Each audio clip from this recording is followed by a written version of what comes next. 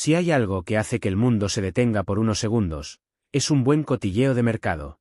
Y si ese cotilleo implica un club como el FC Barcelona, una suma de 9 cifras, un portero polaco que parece tener pacto con Matusalén, y un chaval que hasta hace 2 temporadas era más famoso por su parecido con Ferran Jutgla que por su rendimiento, entonces no estamos hablando de una simple noticia.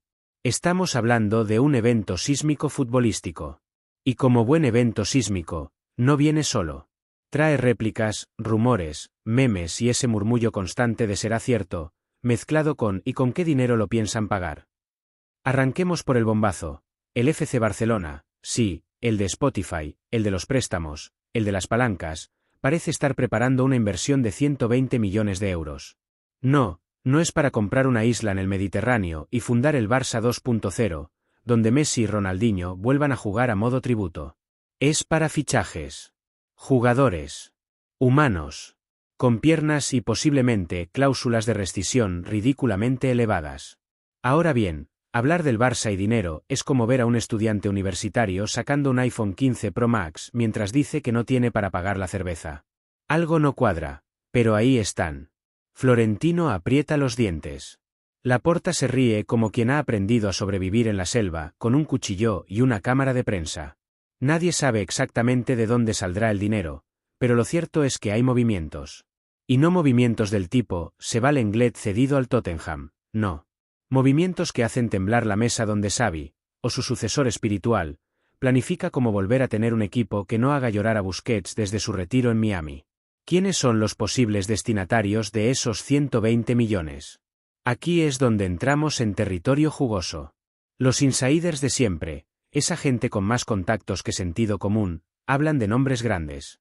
No grandes tipo Luke de Jong, que mide 1,88 metros. Grandes tipo Kimmich, tipo Zubimendi, tipo jugadores que no necesitan una segunda toma para firmar una asistencia. La idea es reforzar el medio campo, sí, ese lugar donde Gavi corre como si le hubieran dicho que hay chicles escondidos bajo el césped, y donde Pedri intenta no romperse mientras todos lo comparan con Iniesta como si fuera saludable. Pero, ¿y la defensa?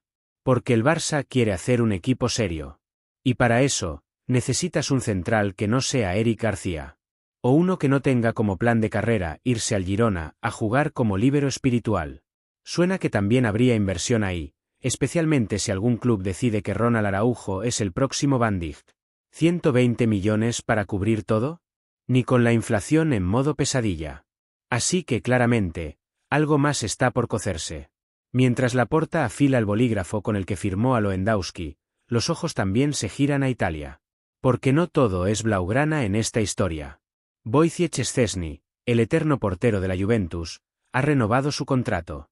Lo que para muchos parecerá una noticia tipo es en realidad una jugada maestra por parte de la Vecchia Signora. Szczęsny es de esos arqueros que parecen estar hechos de teflón, nada les pega, nada los hunde. Y sobre todo, nunca envejecen. Es como Buffon, versión sarcasmo polaco. Su renovación no solo asegura estabilidad bajo los palos. También lanza un mensaje, la Juve quiere volver a competir en serio. No esa competición pasivo-agresiva de quedar terceros, mientras Chiesa hace lo que puede. No, quieren volver a estar en la pelea. Y para eso necesitas 2 cosas, una defensa sólida y un portero que no tenga la movilidad de una farola. Szczęsny cumple. Además, es barato comparado con lo que se paga por cualquier portero random que haga una buena Eurocopa. Pero volvamos a lo sabroso, lo que mueve TikTok y llena debates de sobremesa. Pau Víctor. Sí, Pau. El chico que probablemente hace 2 años no tenía su propio emoji en WhatsApp y que hoy es objeto de ofertas como si fuera Alan, pero con nombre de profesor de biología. El muchacho ha hecho un temporadón, y eso en el fútbol moderno equivale a que media Europa lo esté siguiendo con drones, ojeadores y mensajes de ¿te gustaría jugar en Inglaterra?, que parecen sacados de una app de citas. ¿Quién es Pau Víctor y por qué está causando un temblor en el mercado? Para empezar, es un delantero con olfato, inteligencia táctica y más energía que una cafetera italiana. Segundo, tiene algo que en el Barça valoran más que un buen primer toque: ADN culé. Sí, esa etiqueta que se le pone a cualquiera que haya pisado la Masia sin tropezarse demasiado. Pau ha demostrado que puede competir, que tiene gol, y lo más importante, que no se arruga cuando lo miran 2 defensas con cara de a este lo mandamos al suelo en 3 minutos. Su nombre está en boca de clubes que ni sabíamos que podían leer. Algunos de Alemania, otros de Inglaterra.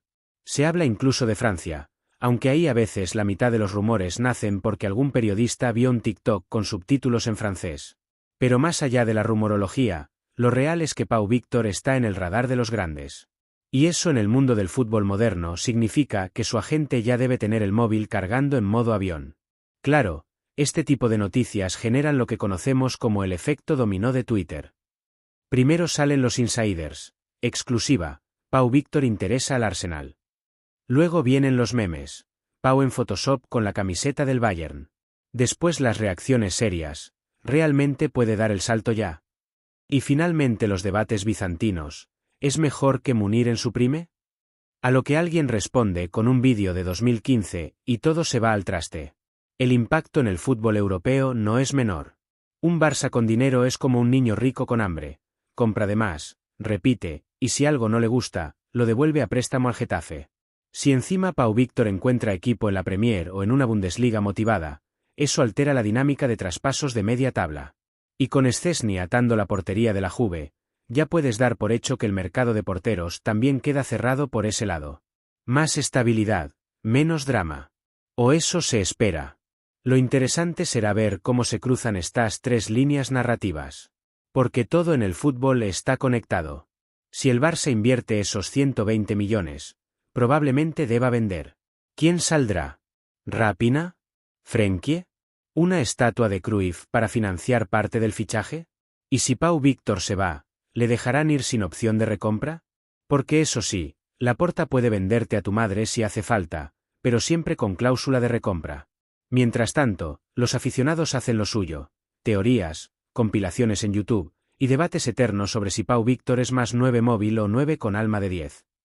Szczęsny sube una foto con su perro y medio, Turín lo celebra como si fuera un trofeo. Y Laporta no duerme. No porque esté preocupado, sino porque probablemente esté redactando otro contrato en catalán jurídico mientras escucha ópera a las 3 de la mañana. Lo cierto es que el fútbol de hoy ya no es solo el juego bonito. Es estrategia financiera, branding, redes sociales, rendimiento y proyecciones. Y estos tres nombres, el Barça y sus 120 millones, Szczęsny con su renovación, y Pau Víctor como epicentro juvenil, son apenas la punta del iceberg de un verano que promete ser más caliente que un derbi sevillano en agosto. Porque si algo nos ha enseñado el mercado de fichajes, es que siempre, pero siempre, hay espacio para el giro inesperado. Puede que esos 120 millones acaben en un fichaje sorpresa tipo Mbappé al Barça, spoiler, no va a pasar, o que Szczęsny se retire en 3 años y lo reemplacen con un portero salido de TikTok. O que Pau Víctor marque el gol de la temporada en la Bundesliga, en el minuto 93. Al Bayern, y todos digamos, lo sabíamos desde que jugaba en el filial. Y claro, entre tanto caos, no olvides lo más importante. Suscribirte, activar la campanita, y tener siempre a mano una libreta para apuntar rumores. Porque en este juego de humo, cifras infladas y presentaciones con drone, la información es poder. Aunque sea para ganar la próxima discusión con tu cuñado en la comida del domingo. El fútbol no se detiene. Ni siquiera cuando parece que todo ya se ha dicho. Porque siempre hay un Szczęsny que renueva, un Pau Víctor que explota, y un Barça que, de alguna forma, siempre encuentra 120 millones debajo del colchón. Porque si algo ha convertido al FC Barcelona en una especie de leyenda viva, además de ganar Champions, tener a Messi y dejar ir a Dani Alves con 33 años pensando que ya era viejo, spoiler, no lo era, es esa capacidad innata para encontrar dinero cuando más lo necesita. No es magia. Es contabilidad creativa, con acento catalán. Y eso, amigo lector, es un arte. Lo del colchón es una metáfora, claro. Nadie imagina a Deco levantando un futón en las oficinas de San Joan d'Espí y encontrando fajos de billetes con aroma a polvo y gloria pasada. No.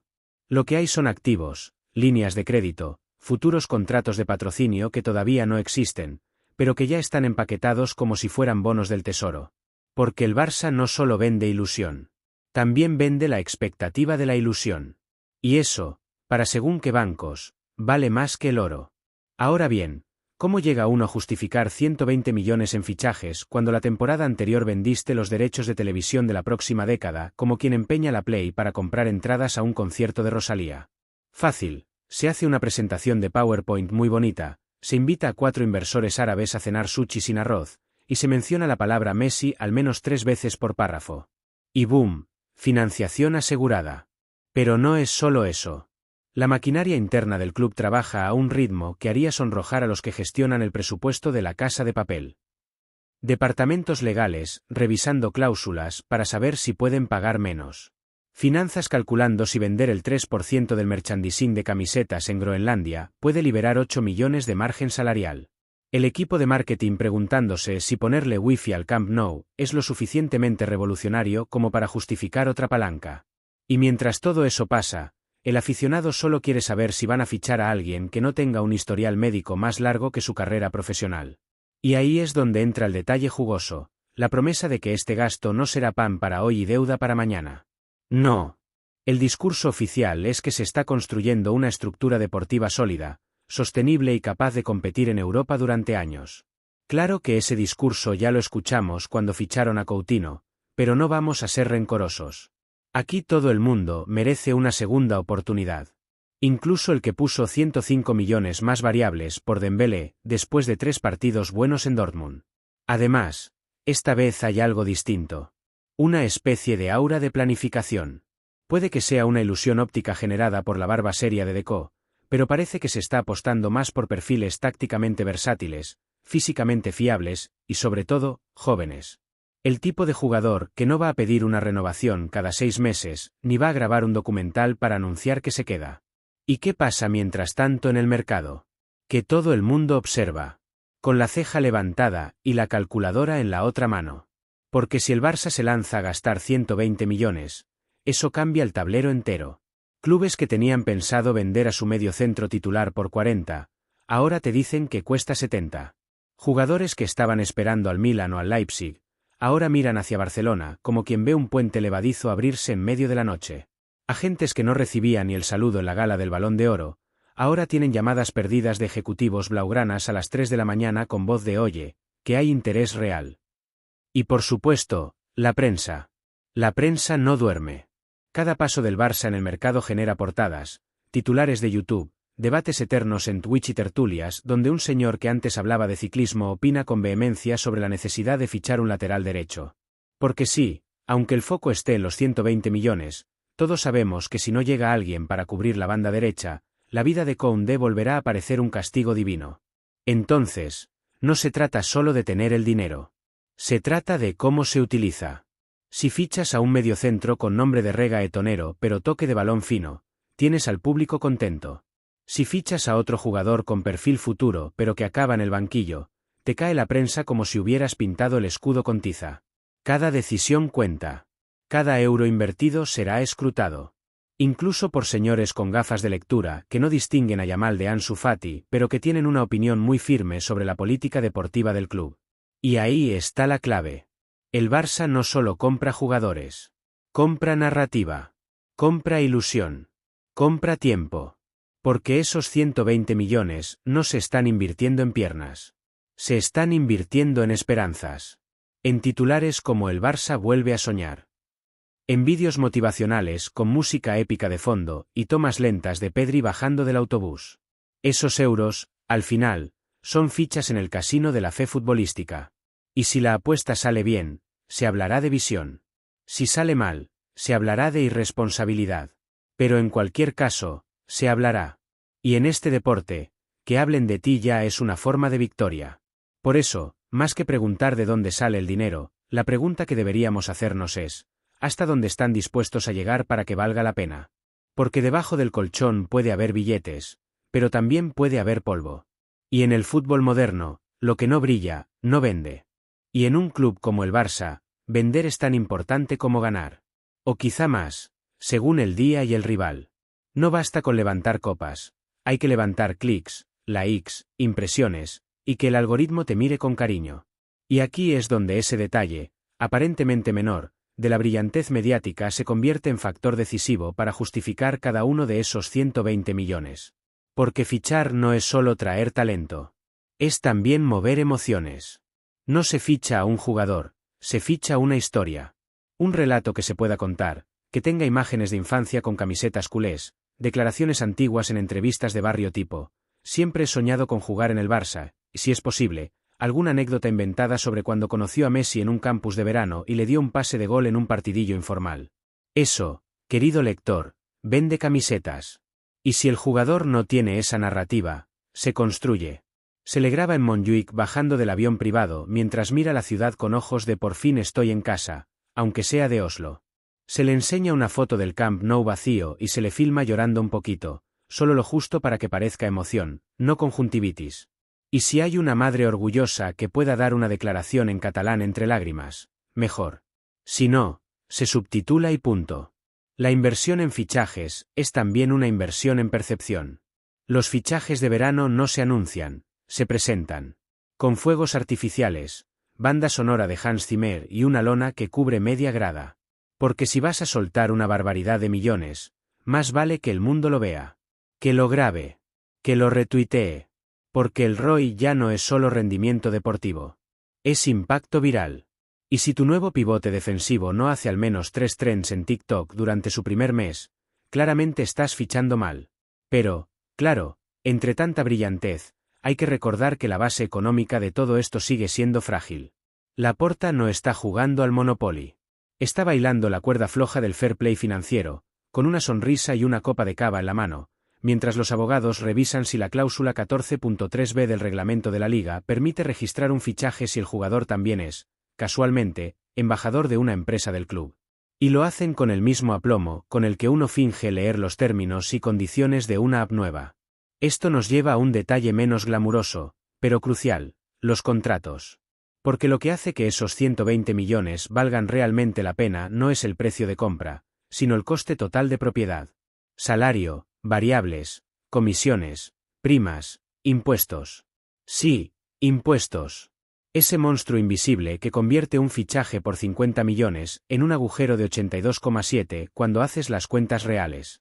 Y no olvidemos el porcentaje para el representante, que muchas veces actúa como si fuera quien va a salir al campo. Porque entre bastidores, los verdaderos fichajes son las firmas. No los goles. Y es ahí donde entra la magia, o el milagro, según se mire, del departamento jurídico del Barça. Gente curtida en 1000 batallas, que te redacta una cláusula en la que el jugador solo cobra el 80% del sueldo en efectivo, otro 10% en derechos de imagen futuros y el resto en tokens convertibles si el equipo gana al menos 2 títulos y el jugador aparece en la portada del FIFA.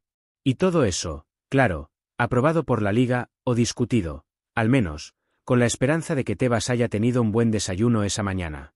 Todo esto sin haber avanzado un solo segundo en el tiempo.